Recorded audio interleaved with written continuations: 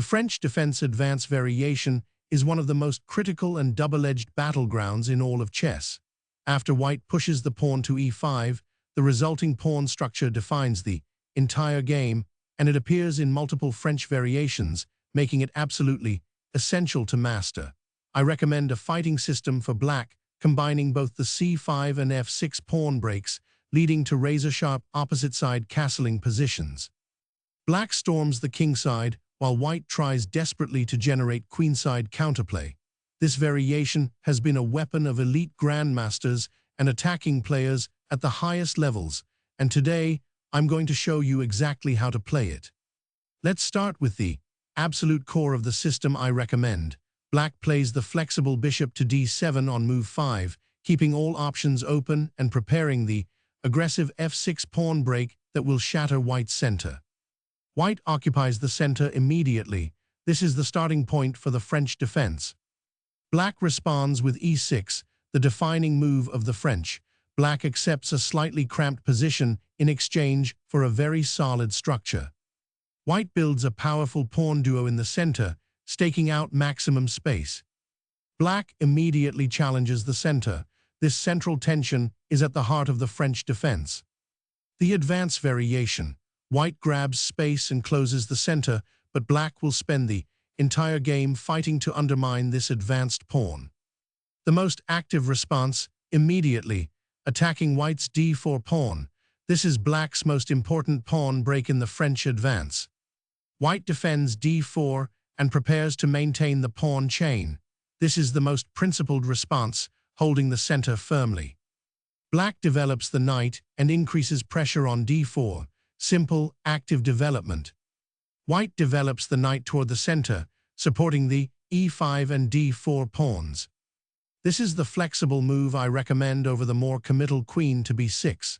The bishop on d7 keeps the queen on d8 for now, where it can later go to c7, and this setup works perfectly with the upcoming f6 break. White develops the bishop and prepares to castle kingside quickly. This is the most logical developing move. The key pawn break, black immediately attacks white's pawn center.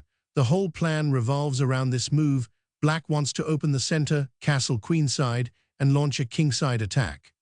White castles kingside, which is the best response. Getting the king to safety before the center opens is critical. Black captures on e5, opening the f-file and inviting white to recapture.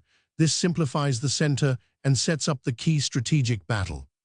White recaptures with the knight. This is clearly the best move. Recapturing with the pawn would give black an improved Tarrasch structure with much better development. Black captures the knight on e5, eliminating one of white's key defenders. White recaptures with the pawn, re-establishing the advanced pawn on e5 and keeping space in the center. Black's queen moves to its ideal square, putting pressure on e5 and preparing to castle queenside.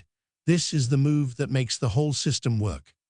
The critical move, white immediately strikes at the center, trying to open lines before black can consolidate.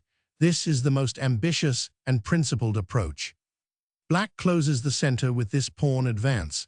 The idea is to keep the position blocked so black can continue with the queenside castling plan. On the downside, white gains the e4 square, but overall this is a solid and practical approach. That covers the core setup after the f6 break and central tension. Now let me show you black's most important attacking plan once both sides have castled. The devastating kingside pawn storm with h6, b8, and g5. White lines up the bishop against black's queen on c7. While tempting, the bishop can become a target on f4, and black has concrete ways to exploit it. Black closes the queenside, keeping lines shut near the king. This is a key strategic idea. Whenever white plays b4, black meets it with c4 to keep the queenside locked down. That covers the pawn storm plan. Now let me show you another key defensive and attacking idea. When white plays f4 to support the e5 pawn, black has a wonderful knight maneuver involving Nh6 and Nf7 to generate counterplay. White reinforces the e5 pawn with the rook, supporting the advanced pawn structure. Black castles queenside, setting up the classic opposite-side castling battle. The race is on. Black attacks on the kingside while white tries to generate queenside play. White supports the e5 pawn with the f-pawn, trying to establish a firm grip on the center. Now black needs to be alert to avoid a passive position. This knight move looks unusual, but it is the key idea. It may look like the knight is heading for f5, but once white has played f4, the f7 square is actually better. From f7, the knight supports the g5 break and adds pressure to e5.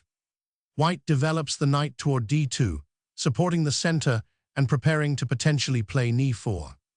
Black sensibly develops the bishop before committing the knight on h6 to its final destination. That covers the knight maneuver plan beautifully. Now let's look at one of the most exciting and unexpected weapons in the whole French advance, a shocking early g5 idea that completely throws white off balance in the Milner-Barry-style positions. White plays the bishop to d3, indicating the desire to enter the Milner-Barry gambit structure. A surprising and deep rook move. The idea is to play cxd4 and then use the rook on c8 to support the knight maneuver to b4, eliminating white's powerful light-squared bishop. White correctly tries to prevent the knight from landing on b4 after the pawn exchanges. This looks like the best response to black's unusual plan. Only now does black capture on d4, since the moves are c8 and a3 have been exchanged and should favor black. White recaptures, opening the c-file, which should normally worry black, but in this position, things are different. Black's queen attacks b2 and d4 simultaneously, creating immediate pressure. White develops the bishop, trying to castle and complete development safely. A shocking move that completely changes the character of the game. Black attacks the knight on f3, aiming to blow white away with a piece sacrifice. This move has scored remarkably well for black in practice. White tries to keep things under control by preventing g4. This is probably the safest response, though black still gets a very dangerous position. Black sacrifices a whole knight. The idea is that white cannot maintain the d4 square, meaning the bishop on c5 will threaten to capture on f2. An amazing idea that aims to blow white away completely. White captures the knight. This looks forced, as the bishop on d3 would hang in many other lines. The point of black's play revealed. The bishop attacks the d4 knight and threatens to take on f2. White cannot maintain his extra piece without serious concessions, and the position is already extremely dangerous for white. So there you have it, a complete guide to the French advance variation with the flexible bishop to d7 system.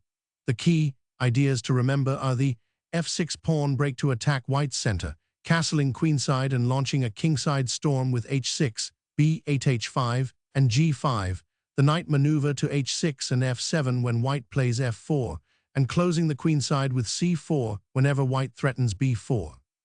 These plans are deeply interconnected, and once you understand them, the French advance becomes a truly powerful weapon. If you enjoyed this breakdown, please subscribe and hit the bell so you never miss another video.